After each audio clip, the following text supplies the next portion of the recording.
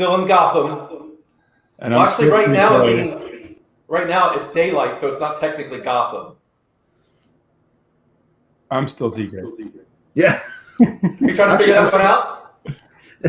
I don't. Wait, so it's only Gotham when it's dark? Yeah, so Metropolis and Gotham are both New York City. Metropolis One in daylight, the other in Gotham dark night.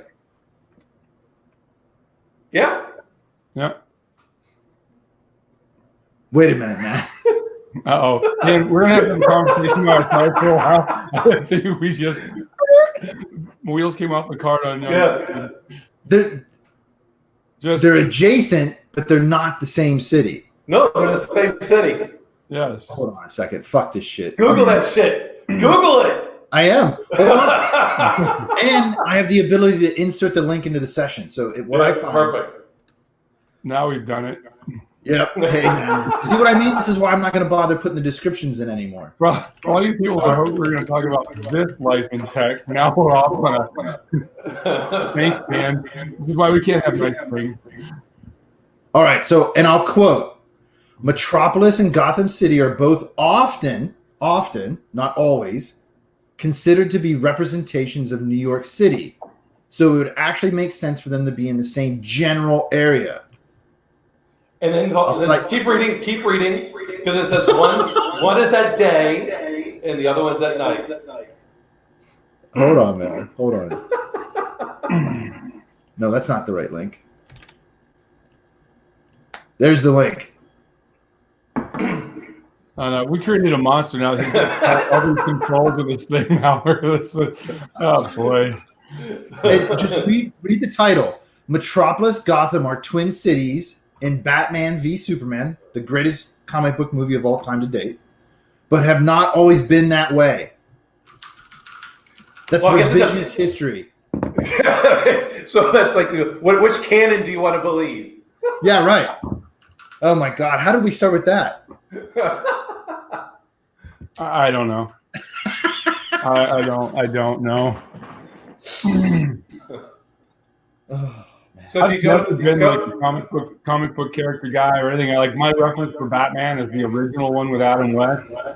I like that one because it's comedy, and then my whole Star Trek thing is Captain Kirk. The rest of them I don't know anything about.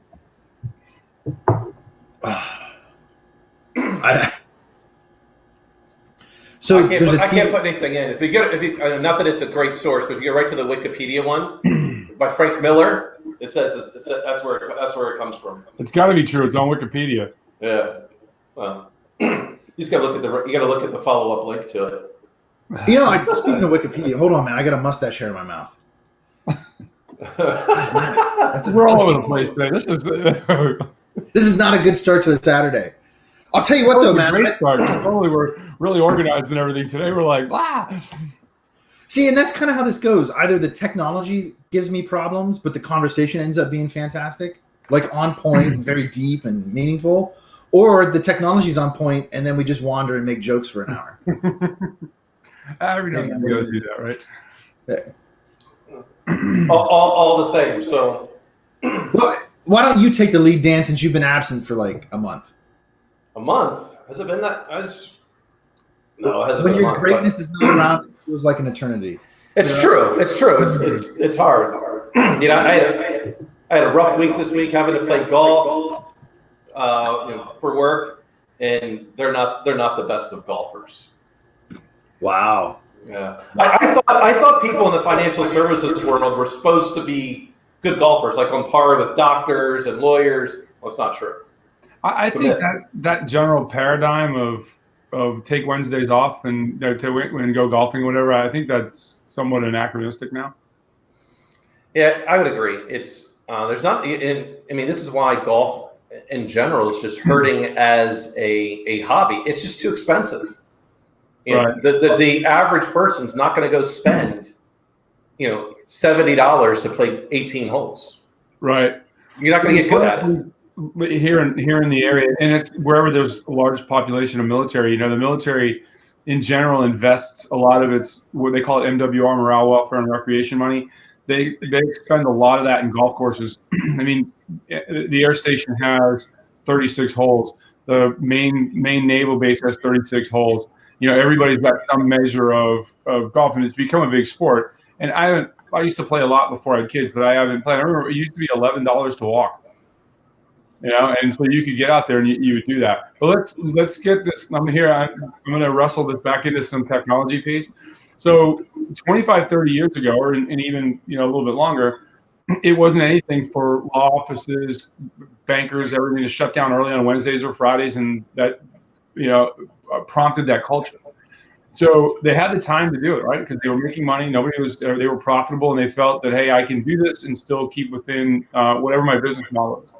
So now with the advent of technology, where we have all these means at our disposal to do things bigger, better, and faster, and solve these problems, and do things in an unattended fashion, why does everybody feel they have to work all those hours now and work more?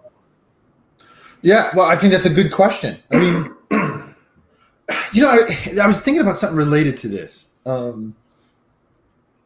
If there was a single inflection point after which the culture of work changed, I started to think back to like post World War II, when particularly the U.S. as a rising and dominant superpower became what I would call hyper-industrialized. Like we really knew how to manufacture large volumes of very large things, right? Towards a single goal.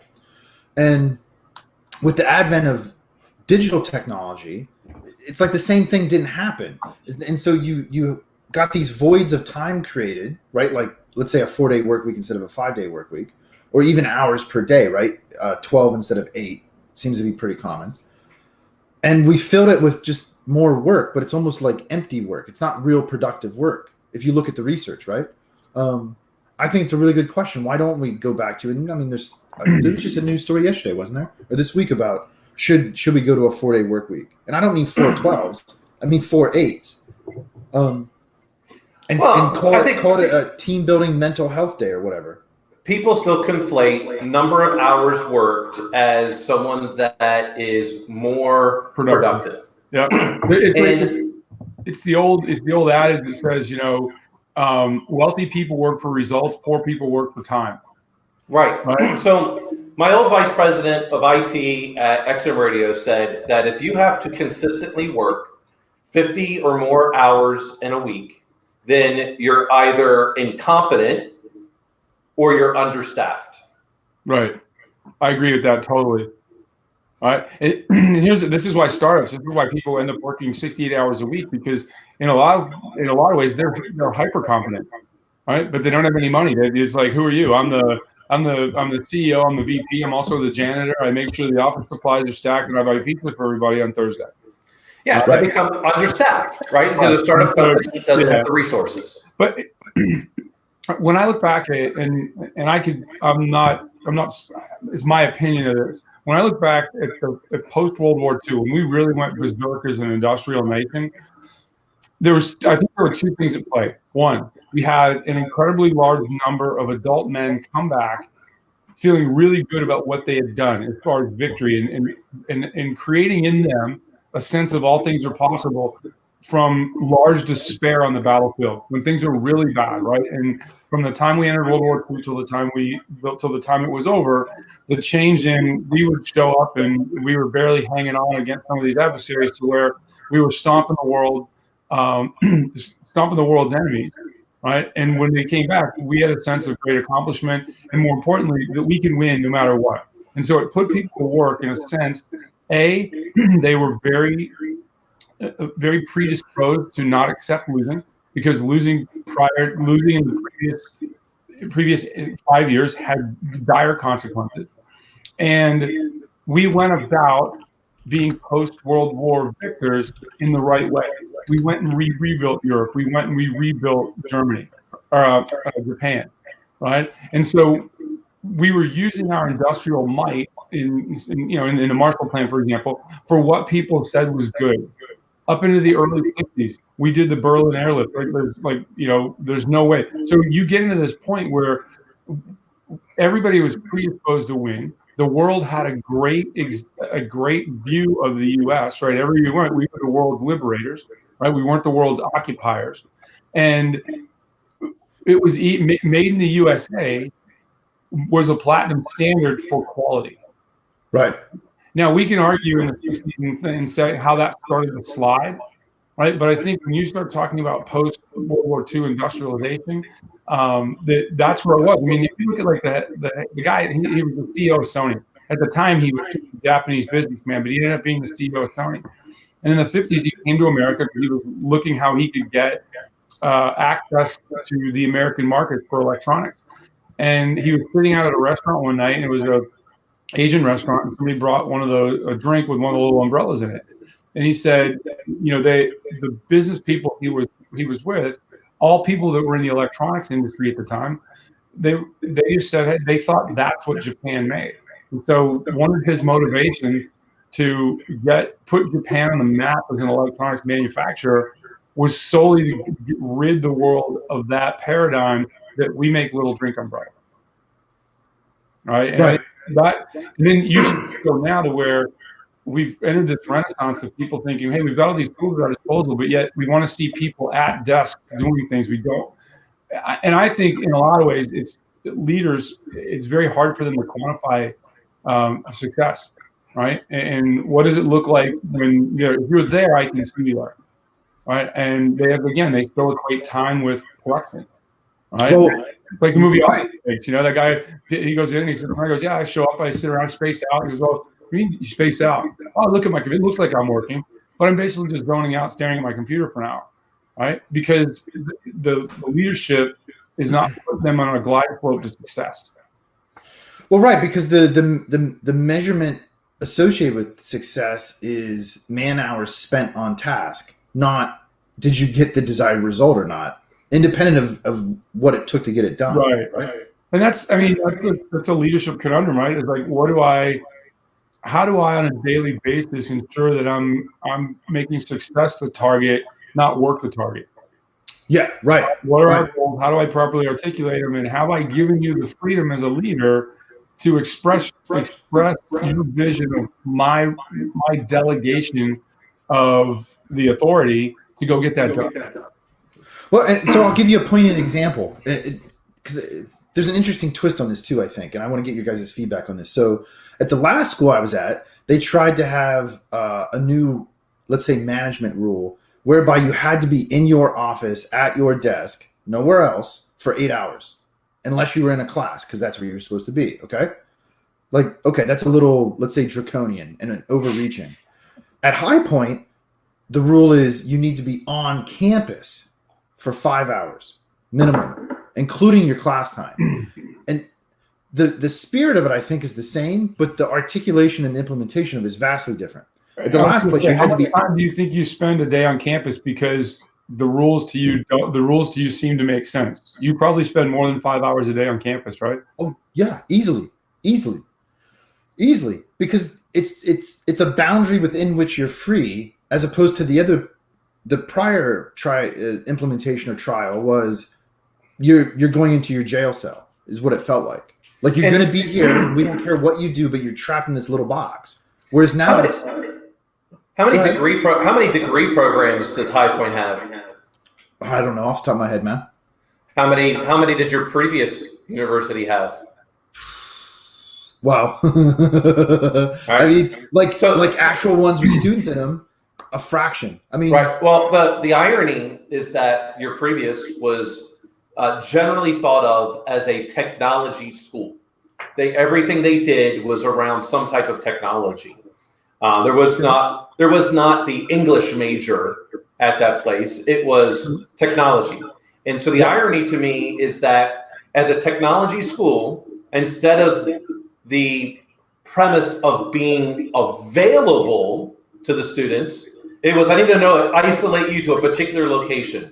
Whereas in the school that's much larger and technology is a component, they've still embraced that everyone's got a smartphone. I can text every professor gives off their cell phone number. I can text them and say, hey, Dr. Pittman, are you on campus today? Yeah, I'm at blah, blah, blah. Okay, I'm on my way over there. It's different. Right, exactly. And part of it too, like you guys were just saying, is the the leadership idea of why that exists is fundamentally different, right? Before it was like when you've worked at giant companies where your employees 60,000 and your job is just to perform a task. And if that task isn't necessary that day, you're still expected to sit at your desk and wait, right? As opposed to like Silent Circle, where we all spent a phenomenal amount of time there, not because we had to, or there was some rule that we needed to. It was because there was cool stuff to do and cool people to be with. And that's how this setup feels like, okay, we're going to set a minimum guideline, but give you freedom within it so that you're just there and part of the culture and part of the community and you're participating. They don't care if you walk around for 5 hours straight. Well, actually, I was at Silent Circle for the laughter. For Michelle, all we had to do was give Michelle anything to spell, and it was just, it was like watching monkeys juggle. Remember when she had never heard the term, but it begs the question? Yeah. Right? Remember that? She wanted to argue with me on that. I'm like, you're killing me, lady. Just put down the typewriter and print what I tell you to print. Right? Oh my goodness. I forgot about that. Shiv or Shank? Yeah. So tell me what you guys think about this too. I think there's something else going on, particularly with high tech work or any work that is tightly coupled to the use of technology. I think technology has this weird byproduct because of how it mediates reality for us and our lived experience, that it washes away a concept of time. Like when you're in a factory and building something, building that thing takes X time, right? And then multiplied by the number of things you build that day, like piecework. Okay. And so you can kind of gauge mentally, okay, it must be time for a break. Ding, ding, ding. Okay. When you're in tech work or work that is coupled to technology, you don't have that. And in fact, the technology, I think, completely washes the sense of time away. What do you guys think? Yeah, that's. I would say that's probably true because there's a big difference also, with the, when you look at a supply chain, the assembly line is, part of that supply chain. Everyone knows how long it takes to put widget X on that system, and we know that, and that's how they measured productivity, was based on how many widgets you were able to get, and if you were outside, however many sigmas away from the mean, then you were a low performer or a high performer. Technology is a little bit different. It's not. I think it's funny because you said something before. Maybe you want to jump into it. We're moving away from that. One of the reasons people like to do construction, they like to do these things, is because you can quickly see results. Right? When you talk about getting lost in technology or something like that, you're trying to get a result. It might take you days, months, years to get that result, right? And so there's an internal discipline or inquisitiveness that makes you want to get there. And you're right. When we start talking about supply chains, like building a car, building electronics, whatever, we can quantify how fast that factory line moves, and then against it, how many defects we have and all that stuff, right? You're seeing your Boolean quality and all that garbage, right? But Microsoft has a tool right now, and they use it. Microsoft. I talked to a Microsoft employee. It was kind of Orwellian when he was telling me this, because I might have actually taken half a step away from him because they wanted to rub off on me. But there's a thing called Microsoft Delve. It's one of their enterprise tools, and if you really buy into this tool, it will look at your emails, look at your calendar, and they start to get productivity. It'll go into your OneDrive and look at the result of your work, from PowerPoints to Word documents or spreadsheets, whatever it is you have to do, and it gives you a productivity score effectively. And then at Microsoft itself, that's part of what they use when they are evaluating whether you're productive or not, and they use it as part of their calculus to get you compensated. I'm like, holy macro. Delve actually has some more benefits. If you're an Office 365 shop, you should be using it. Yeah, no, I agree with it, but it's things like how you use it, right? I can use a car to go take somebody to the hospital, or I can go rob a bank, right? It's right. It's how are we using it. One of the powers of it is that it lets you know what your peers are also reading. Yep. And what your direct division is reading. So if everyone in my department is looking at document A, I should probably take a look at document A. If all of my peers going lateral, if they're looking at document B and I haven't, then I should probably do that. So it helps that productivity aspect in pinpointing what I should be looking at based on my peers and my vertical organization. All right, perfect. I love that. I love that explanation. I just got an explanation from a C-level guy, and my previous one was from a worker bee. Yeah, That's interesting. Think about no, I mean, Yeah. but that's the problem with business, right? That C-level guy's like, hey, you don't understand how much this helps with productivity. Worker bee dude, who's like mid-level manager guy, probably has 3 or 4 people direct report underneath him to solve a problem. He feels like it's the man putting his thumb on him. Well, it hasn't been correctly articulated how to fully engage and use the tool. Right. That's why it's funny because I was hoping Dan was using it because I wanted to hear from a C-level guy. So no, I love it. I absolutely love it. I mean, if and when, and it's more of a when, Google will have something similar because the G Suite of systems is pretty powerful. They're missing a couple of things right now. Something like Delve and something like SharePoint. Yeah. I just don't have that. In Sites doesn't make up for the SharePoint delta, I don't think. No, not even close. If I'm to advocate right now for somebody with a small business, a startup or 2 or 3 or 5 people, I'm going to tell them to go to Google. It's orders of magnitude. Well, absolutely. So then what you have to do is you have to go to Confluence. So now I have to have 2 different applications to where that I can get something similar. And it's cheaper. It's absolutely cheaper to go down that route. But I absolutely love Office 365 from this aspect. I mean, it's really interesting. Some of the things in like the Microsoft Excel version online absolutely sucks. I can use the mobile version of Excel and do all of my MBA stuff, but I can't do that in the online version of Excel. I don't understand this. You go to the online version of Excel, you might as well use paper and pencil. Calculator. So let me ask you a quick question then. In this scenario of, hey, all my peers or all my subordinates or whatever, right, are looking at document A. It's interesting to me that the expression is I should look at that too. Have you ever paused and said, wait, maybe I should go look at C because nobody's looking at it? Or does it tend to only indicate, let's say, what's important or what's in the moment, if that makes sense?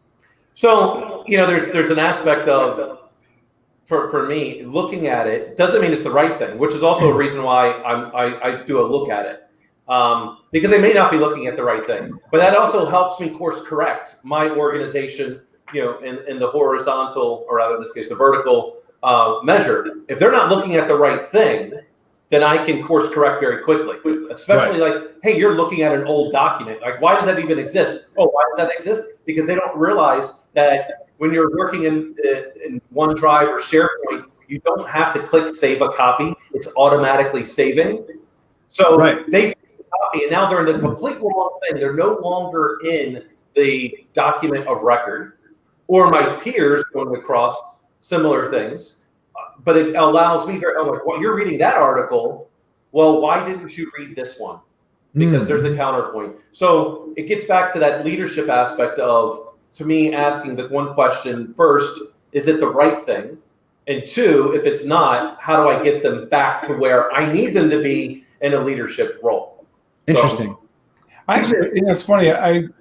And we've talked about, but this concept that a lot of work gets done outside of the normal work hours, right? And it becomes a social aspect. And we really experience, especially Dan and I, because we were at the building all the time. This concept that we work from, we'd show up at 7, Dan, 7:30 in the morning. We'd probably leave at 6 or 7 at night sometimes. And then we go right out to dinner with the rest of the executive team, right? And it would be this continuance of that. And eventually I put a moratorium on talking about work, right? I'd be like, no, we're not doing this. If you can't talk about something else, go sit at the other table and I'm not paying for dinner. Right? And because here's the thing. Everybody shouldn't have to feel compelled to go to work, right? And when I say go to work, I mean spend till 10 or 11 at night eating and drinking because, the boss's ears get really big once he's had a whole bunch of cocktails and he's slave to the last person he talked to that night. And people know that and abuse that, right? I think when you ratchet that back into the digital world, people start looking at what's up on SharePoint or what's up, and it's just massive, array. And Dan's right. Hey, I don't version control when you start using O365 or even the whole Google Drive experience, you start using that correctly. Your people understand that they can make changes and it's hands off. Version control becomes the pain in the ass becomes a thing of the past, right? But also now everybody can be in, so that you don't have one person or one group of people say, "Oh, I got to stay there," because what it does is it creates this us against them mentality, and certainly I think in the workplace. Women, if we want to talk about equality for 5 seconds, women go. I know you don't, Dan. Women they'll tend to shy away from a lot of those things, right? Yeah. Or they'll feel badly that, hey, I've got to go do this, and I've got to stay out till 11 at night when I'm doing this, right? And it's usually you've got the direct reports, but even in the hierarchy of direct reports, there's first among equals, right? It's that 1A group, right? That feels like they're during the day, their opinion, right, or their worth is questioned as opposed to some other people, right? And everybody's got a Teflon employee, right? That you don't understand how that person's there, let alone breathing fresh air. And it's hard to bring that up, right? And I think when you start talking about Delve or Google Drive or any of these tools where you can start to see what other people what's important to other people, I would say what other people are looking at, because the amount of time spent doing something, especially with reading an article, gives some credence to what they view as its importance, right? I think that break that culture a little bit as well, because you have more transparency across the workflow.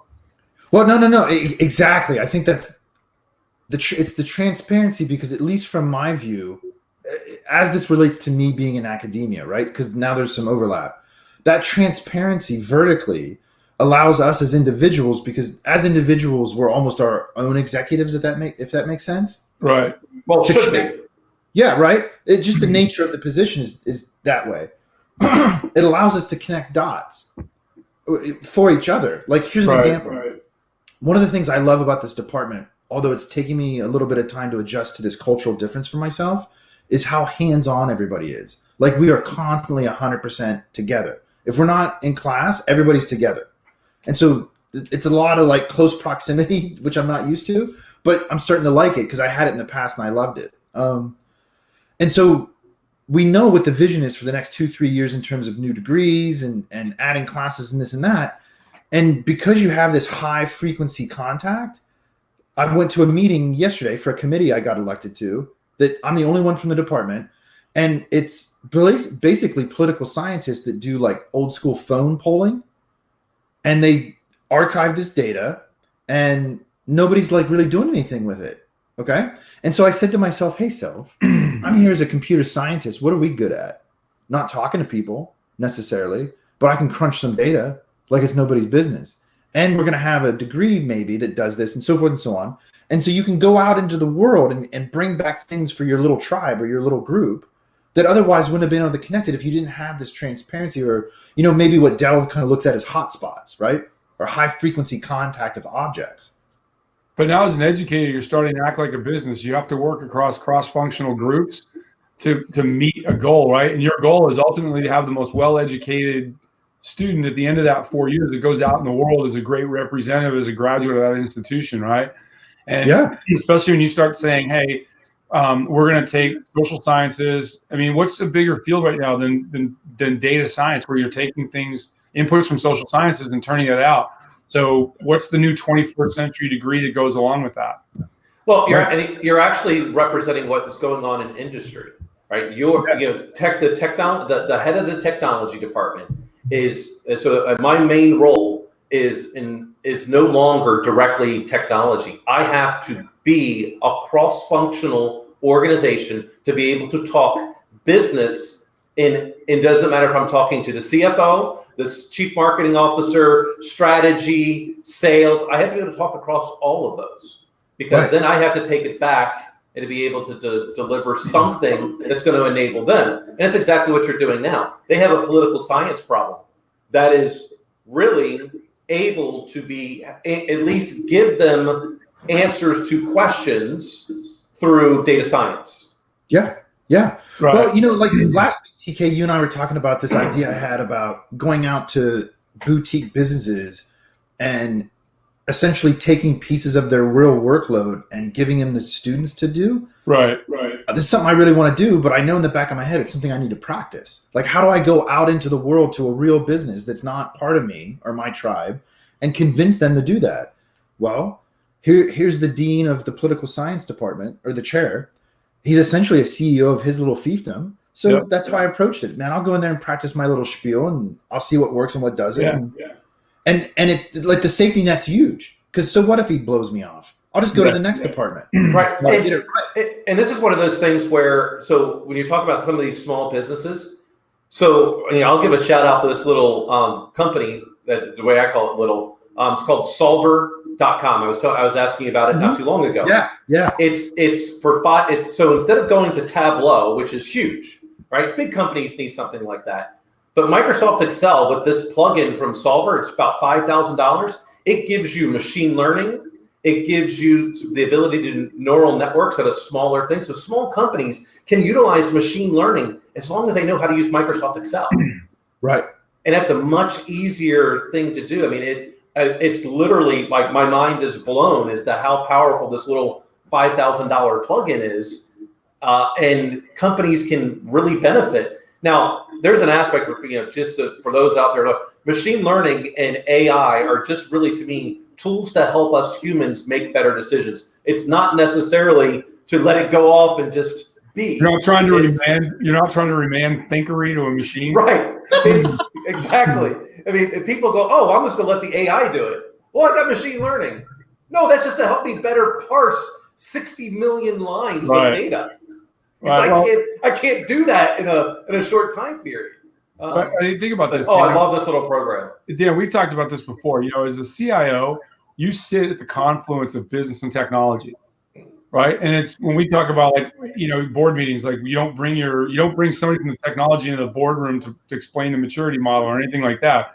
It baffles me, right? And I think that in the 21st century, looking at what you're talking about, what's going on at High Point, Jason, that you're also those students.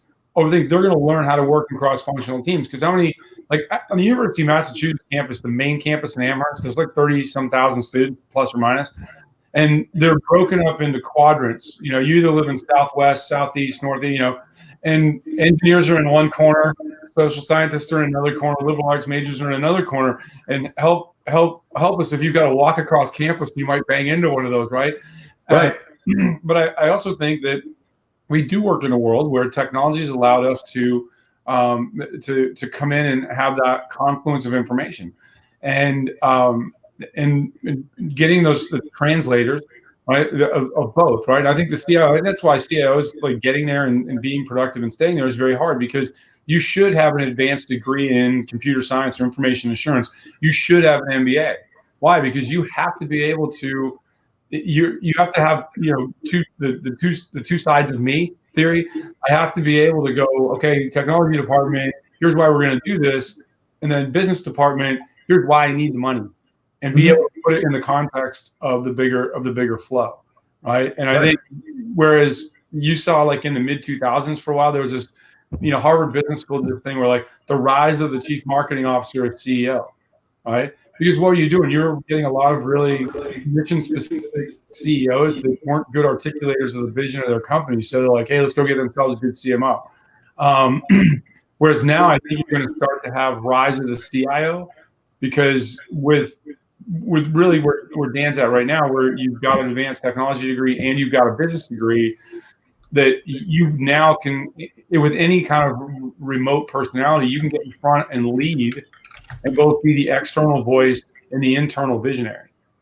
Well, I think that's a key point. I think the reason why the traditional CIO is going to fail is for this number one reason.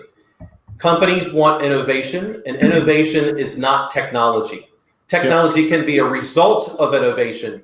And as companies are looking to that CIO to be that, they're going to fail because they don't understand that. And in a general MBA, you start to get a good understanding of all the pieces to business.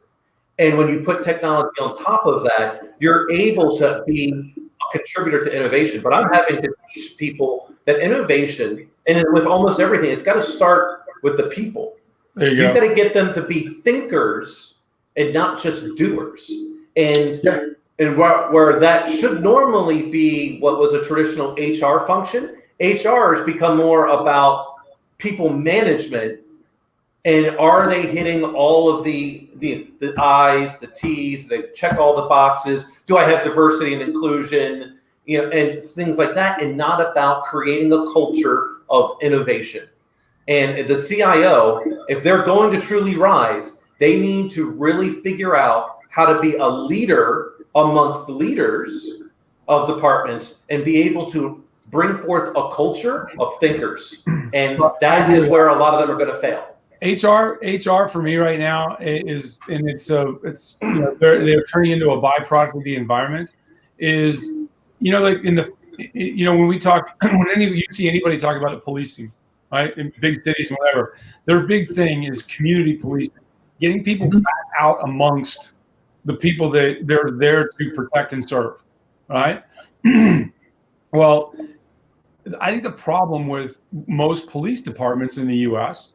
is we have to spend so much time teaching them how to do the paperwork that they don't spend time in their car, they don't spend time shooting a gun, they don't spend time out learning, how to engage, how hard it is in some communities to wear the uniform and be able to have a productive, positive conversation with the people that they're there to try to take care of, right? When you go into HR now, or you go into a business now, and a lot of HR functions, they got hiring and firing, they got metrics, and of all the people, I know one really good HR person, right?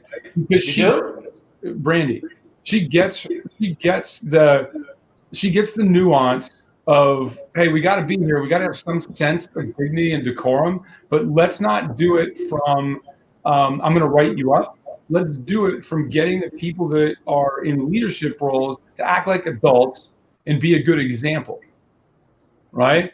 And I've recently, and I'll say, so if I go in and I say, hey, look, the chief marketing officer was in a consensual sexual relationship with one of his direct reports. Is the answer to get rid of the chief marketing officer that day? Or is the correct answer to move the direct report to a different department so it's not appearing to be wrong? I vote B. Well, I would be right. You said A. Yeah. Yeah. So I would say I'm a little bit conflicted on that, mainly because I would tend to lean towards A. Mainly because as soon as something was about to happen, it's about the appearance of there being favoritism. It's no longer an unbiased party that is your supervisor. But I would say more than likely, because both of them were doing this, I'd be getting rid of both. Well, I'm starting with the direct report. Right? Yeah. In every culture, every business culture I've been in, there is an explicit, written down rule that you will not do that with direct reports, right? And if you're going to say that that's okay, which is what you did, right, by thinking, hey, if it's in different departments and things like that, let's keep it classy, right? But even the HR person couldn't see where the CEO's decision just to move people around was functionally wrong, right? Because even if I disagreed with the getting rid of the person, the problem is the times we live in, that when it goes south, right, which it's a 50-50 chance that it could go south, right, or 60-40 depending on who they are. Where's the comeback now? It just puts the company in a really bad position, right? Because the culture we live in today is going to have zero tolerance for, especially because the C-level person was a man and the junior person was a woman. And if we reverse that role, it may be a little bit different. But no, not to me. No, I'm telling culturally. I'm not talking from a business. Hey, you're a C-level person for me. Here's the rules, and they're hard and fast. And you have to be a good example, right? And that's do as I say, not as I do. Crap doesn't get it from you. And but that when you start looking at it, there's some gray areas now in HR, because even the HR person's like, well, it's not that big a deal. And my question is the HR person fearful of the CEO, right? Because that's the thing, right? You have to be able to go and speak truth to power. And if you can't, because power doesn't want to hear the truth, that's a whole different animal, Yeah. right? The mere appearance of quid pro quo and something along those lines is enough, because now you do not know if that person, the subordinate, was getting whatever it was because of that particular act. And while, if it were completely different departments, you're adults, you go do whatever. Right. I agree. But that's a big reason why, as much as I like some of the things that Kamala Harris talks about, I could never vote for her because of the things that she did in her personal life, so to speak, which was the appearance of her sleeping with her boss in order to become the state attorney general. I could never vote for someone like that. Let me ask you guys a quick question, because you heard me say I would vote for B, but I want to understand why, from your eyes, that's the wrong decision. So is B better than not doing anything and pretending like it's not going on? I don't think you can pretend. I think it's somewhat binary, right? You have to do something, right? And agreed. So it comes down to rules matter, right? And if there's a stated policy, which in every business today, I'm pretty sure every business I've been involved, there's a stated policy like, hey, C-level guys and girls, don't mess with the help. Right. And in really crude 1930s, let's not do that. When you do it, you have to say what, in my mind, what was said, right? There's what I say, and there's what you hear. My actions are what people are going to hear. Right. Earlier on, I said, hey, there's no fraternization. Right. There is zero fraternization, and you did it. So by moving people, I'm not disciplining. I'm not saying that, hey, you broke the rules and there's consequences. I'm saying, let's just get this out of here. So that we have the same activity, but now we've just made it so it's not a violation of the rules. We didn't deal with the fact that you started with being wrong. Right.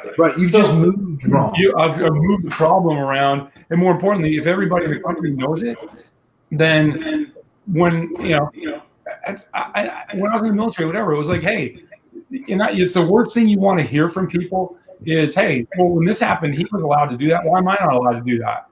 Right? And it sounds kind of childish to say, well, what about him? Right? Everybody's the same.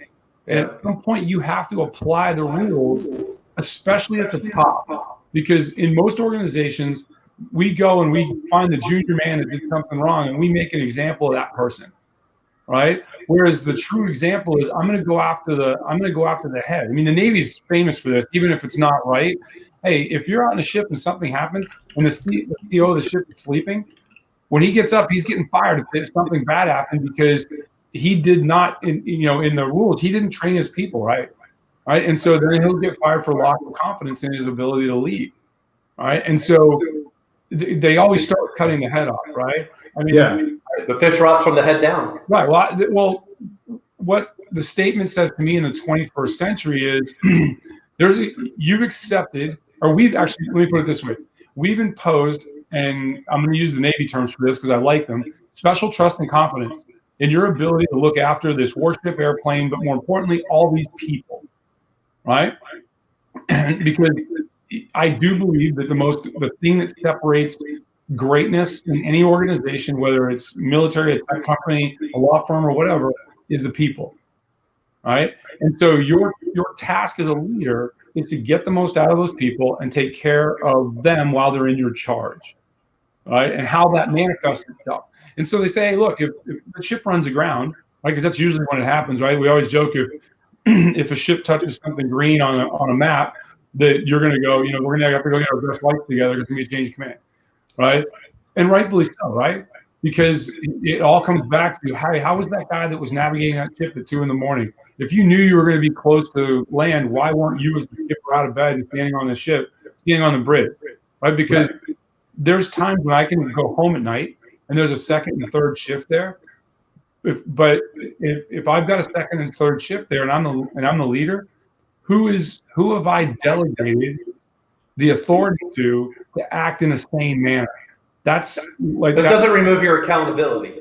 well, yeah, you can delegate responsibility all day long. I can never ever delegate accountability. That was built in me from like day one. Like the first time you move up and you get 2 dudes working for you, right? You know, I don't care. You can tell them to do whatever, but you're still accountable for their actions, right?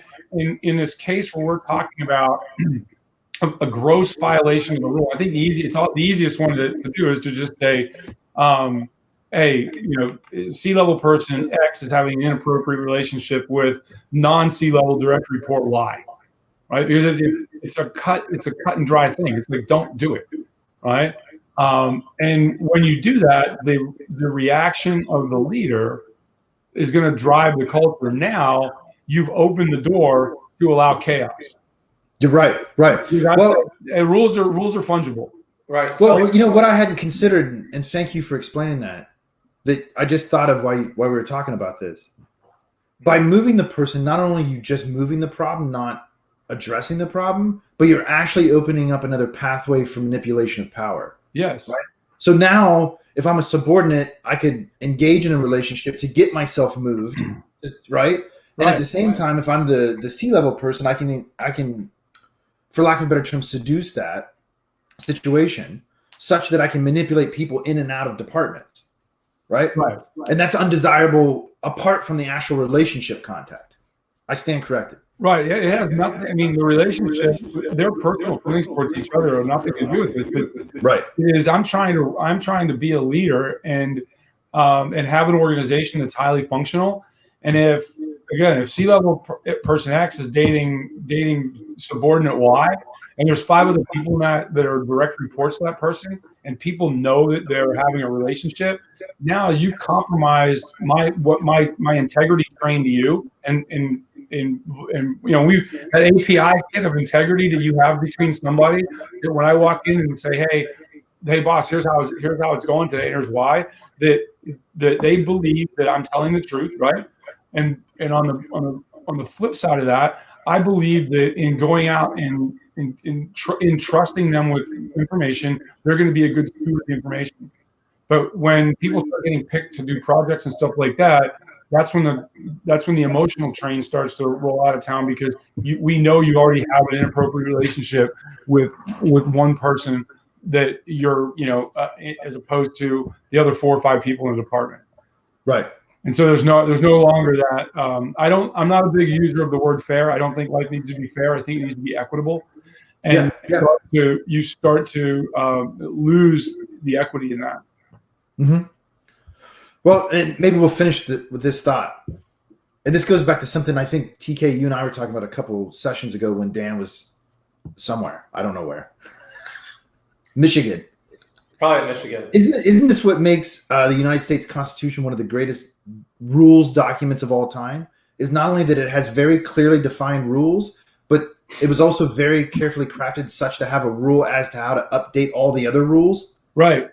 Because rules matter, but you also have to have a way to revise the rules when culture and society changes. Correct. I say like this: I don't raise my kids the way I was raised, because my kids don't live in the world I lived in. Right. What we have now, though, when you talk about rules, and the Constitution is probably the single greatest example of that. And I'll get up on my soapbox here for a second, because you were there when it was written. Exactly. Yeah. Hey, I'll tell you what. One of the coolest people I've ever met in my life, not to get a sidetrack, is an old super tanker captain in the 1950s. There wasn't Thomas Jefferson. There was a super tanker and a cruise ship. The Andrew Doria and the Stockholm collided off the coast of New York, right? And one of the first ships that showed up there, this guy that I had met was the first mate on that ship, And so when I met him, he's in his 80s or 90s, he's a retired super tanker skipper, and he's just this old, gregarious, gruff, hilarious dude, right?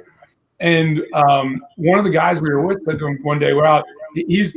During war, we were doing a sailing course, and so he was teaching us, and he said this. He goes, "Hey, you guys like to drink beer?" And we're like, "Yeah, what do you got?" And so he took us to this pub in Fort Pierce, Florida, not Fort Pierce, Stuart, Florida, that was owned by the former head chef of the Cunard Line. So it was a pure replica of a British pub, and it was beautiful. And so we're there and we're drinking and everything like that. And one of the dudes, after a couple of beers, was like, dude, how old are you? And he's like, I'm not going to tell you my age, but when I was 6 years old, I shook the hand of a man who shook Lincoln's hand at Gettysburg. How cool is that? Well, and that actually shows you how it really wasn't that long ago. No, really. Right? Because if you do the 6 degrees of separation, I'm 3 degrees of separation from Lincoln now. Yeah. Right? But when you start looking at the Constitution in particular, right? I'm pretty sure that was a forward direction, though, for you for Lincoln, not a back. Right. But when oh, Dad, I love you. But when you start looking at the Constitution as a document, at first where we started was, hey, we've changed the Constitution quite a few times, right? We enacted prohibition, then we're like, that's a really bad idea because it gave rise to a gangster culture and didn't actually stop people from drinking, because you can't legislate morality and common sense, and so we repealed it. Right? We've changed the way that we have ascendancy to the presidency in various ways. Nobody even noticed, right? But on the amendments that wear people out, the Second Amendment being probably the one that has right now in today's society has the most volatility to it. We've said, hey, case made law. We're going to start with case made law, because I can do case made law with very little oversight. And so we can start chipping away at the guarantees of the Constitution by case made law. Where my thing is, like, hey, if you don't like the Second Amendment, I get it. I'm not telling people they have to like it. What I'm saying is, if you want to change that and make a fundamental change to any of our rights, we have a process. Just like we have a process for citizenship, right? And we ignore, we need a path to citizenship. We've always had one, right? And again, if you don't like the way it is, let's talk about fundamentally how we're going to get there. But don't ignore the fact that something exists because you fundamentally don't like what that is and you want something else. So with the Constitution, we've said, hey, we're going to try to legislate away a right. Well, no, go out there and get the Constitutional Congress, get 75% of Americans to agree. Do you think that right now there's 75% of Americans that said, let's take our guns away? There's not, right? Just like, hey, I always like when people start running their yap about this, I go, look, start taking our rights away. Eventually they're going to get to one you like, right? And that's really what we're talking about. But what are they doing now, right? The people that are not constitutionalists, they want to look at this and they want to do it in a Twitter society where I need a result now, right? Because that's really what we're talking about when we talk about the Constitution.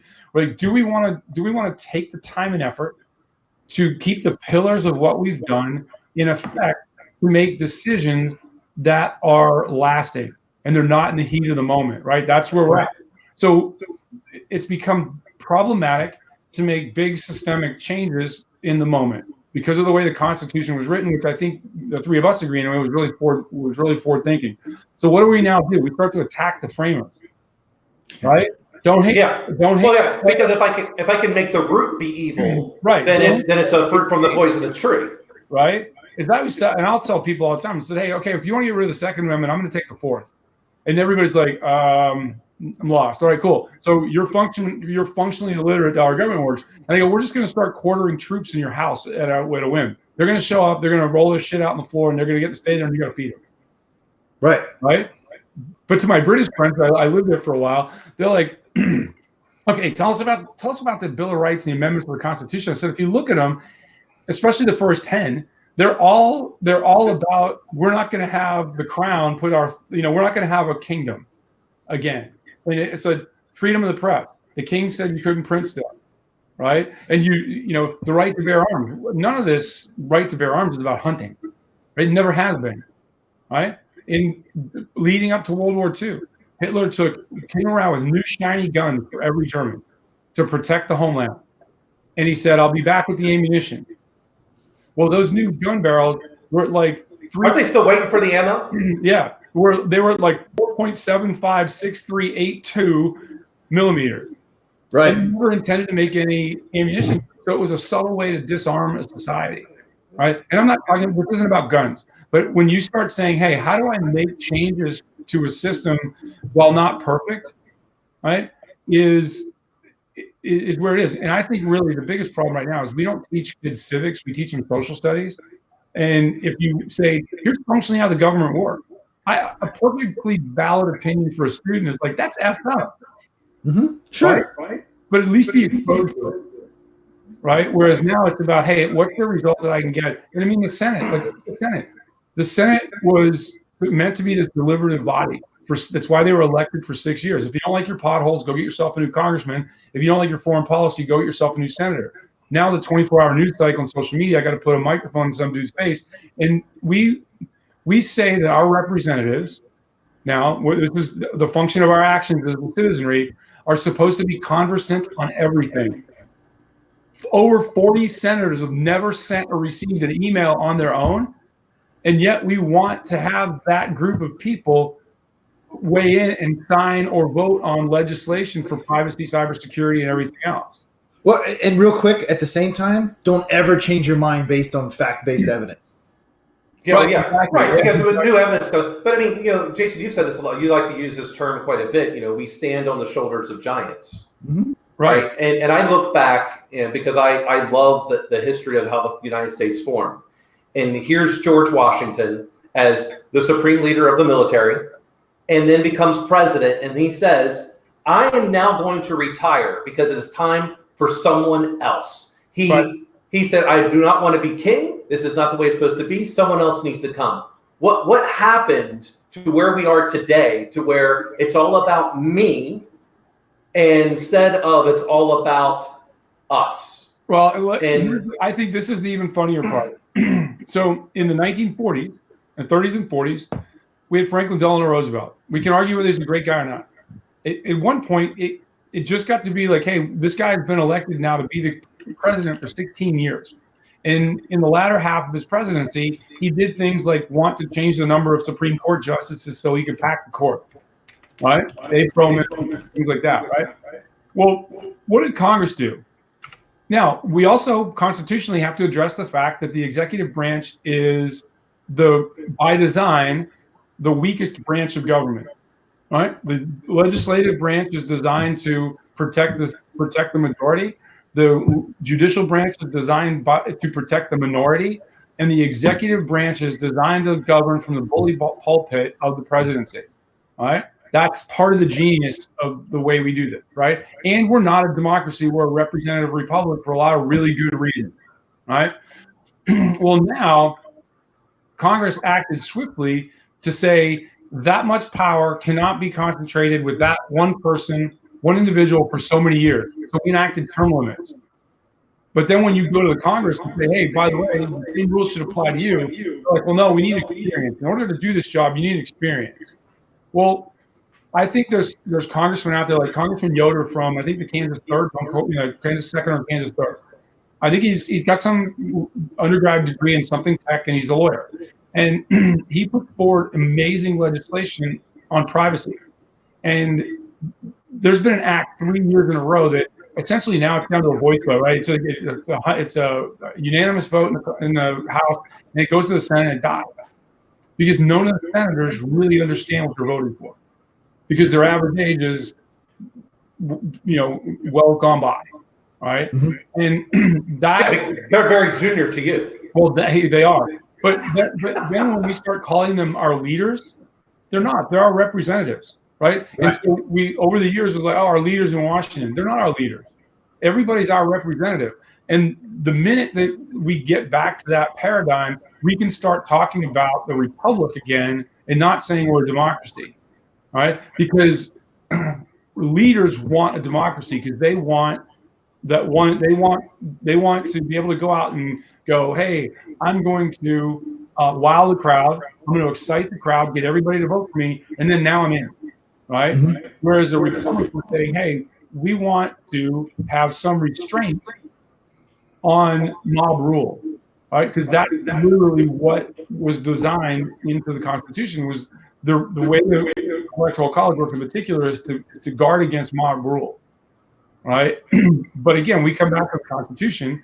It's an amazing document that now, because we can't move at the speed of light, at the speed of Twitter, to change, at the speed of social media to change with the opinion of the day, now we're going to go after the constructors of that document, because enough people are like, hey, hold on, we have a process here, and everybody wants to overlook the process. No, because Well they want what's easy, and it makes it very, that everyone wants to talk about. Well, the founders had slaves. So did everyone at that particular time, and every culture has been a slave at one point or another. I'll say this, I hear that, and I'm like, okay, I hear you, but let's talk about this. In 1954, Robert Byrd got elected to office from the state of West Virginia. He was in office, federal office, in one fashion or another until he died and became the grand old arbiter of rules in the Senate, and was hugged like a great grandpa in the Senate. He was a grand dragon or a wizard or whatever they call the leader of the Klan in West Virginia. By 1954, we knew that was more than a social organization, right? But he was allowed, he basically came out and said, no, it's not me. And he's a Democrat, and everybody's like, hey, don't worry about it. No, we should have worried about it, right? Because you didn't do that just to get elected. Right. Right. And so we get selective. If people vote like we voted, we think on a majority of situations, then we get to be, we get some sort of callousness to holding them accountable for their actions. And it comes down to this. You hold yourself accountable for your intention, right? When you look at yourself in the mirror and you say, hey, I'm a good person because I intended to do this. You hold your friends accountable by their actions.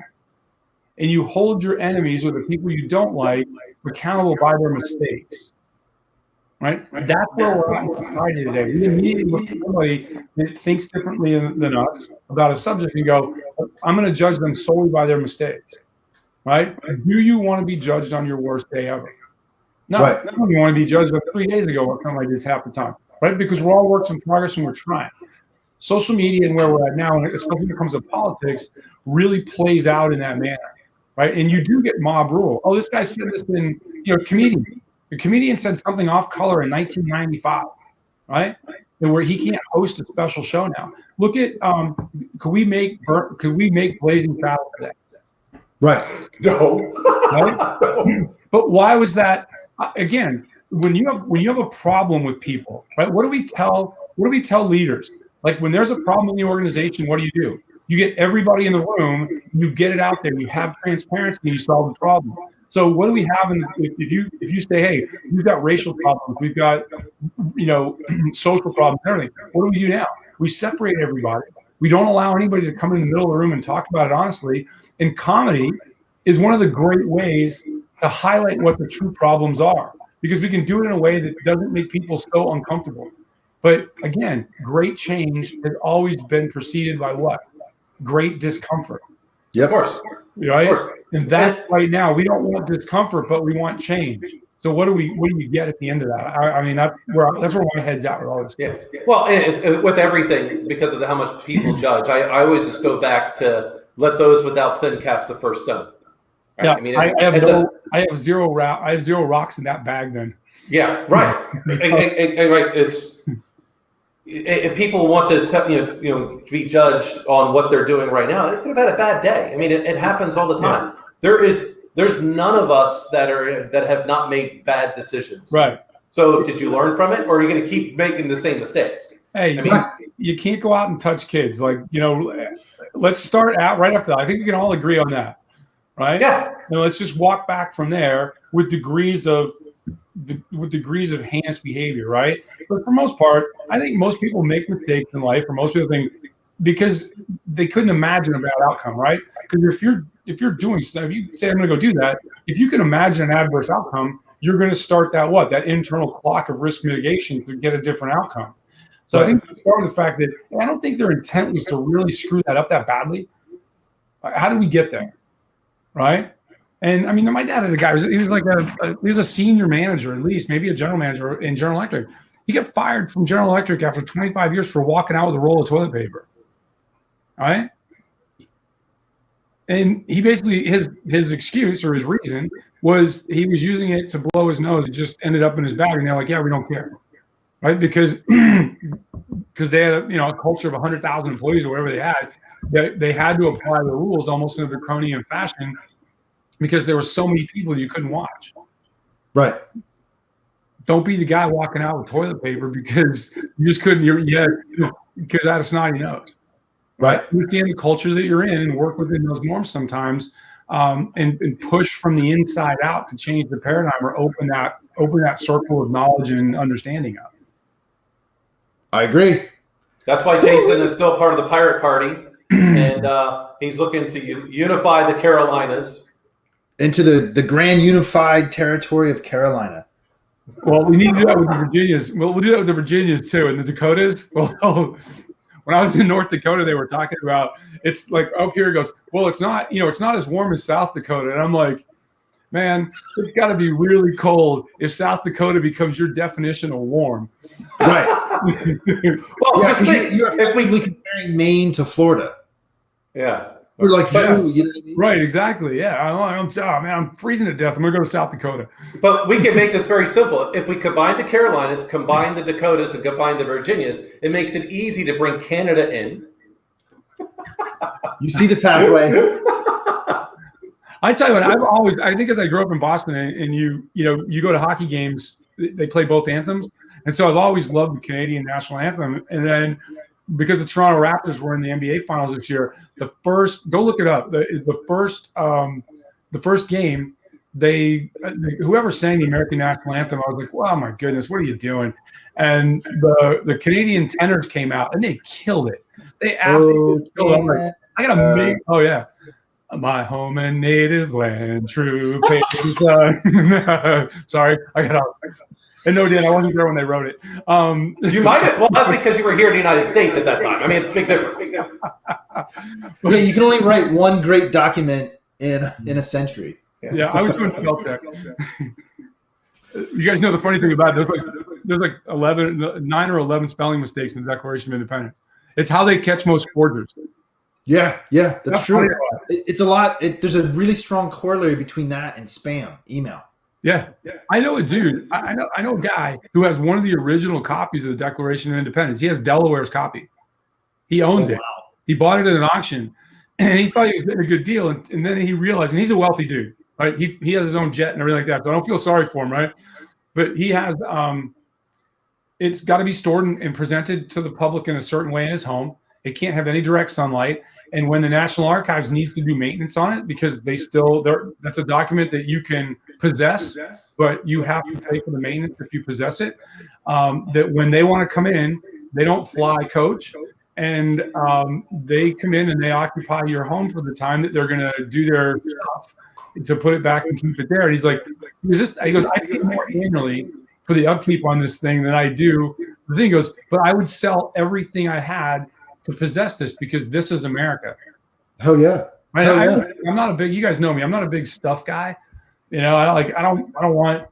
don't need a jet. I don't need all this stuff. Right. But if I could own a copy of the Declaration of Independence or one of the copies of the Constitution, how effing cool would that be? Yeah. Oh, it's awesome. Yeah. I mean, it's like, hey, every time I seem to be in DC and go to the National Archives, there's either a monster line or it's closed. Like, all I want to do every now and then is walk in, look at it, go, yep, still here. All right, whew. I'll go about my business for a couple more days, right? Yeah, Nick Cage really didn't steal it. Oh my goodness. Good Lord help me. Oh God. On that note, my friends, I need to go get ready for open house. I'm going to convince some young minds to come into our department and change the world. You're going to have a great day. I wish I was doing what you're going to do. Oh, I'm going to go have a blast. I'm going to put on a show, man. I know. I got to stand there anyway.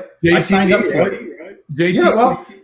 Yeah, I'm a big believer in, look, man, I can choose to be here or I can choose not to be here, and there's consequences to everything. So if I'm going to choose to be here, now I'm complicit with everything that happens. So I'm going to make it a show. Let's have fun.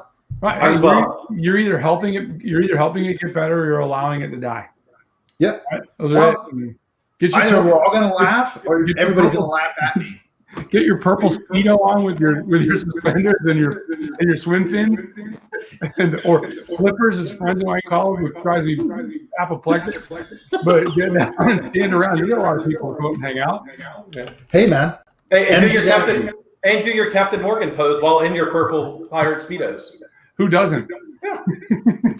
Hey, All right, guys. Have a great weekend. Black socks, though. Yeah. Yeah, well, all black socks, Bye, everyone. Nothing says sexy like black socks with a Speedo on.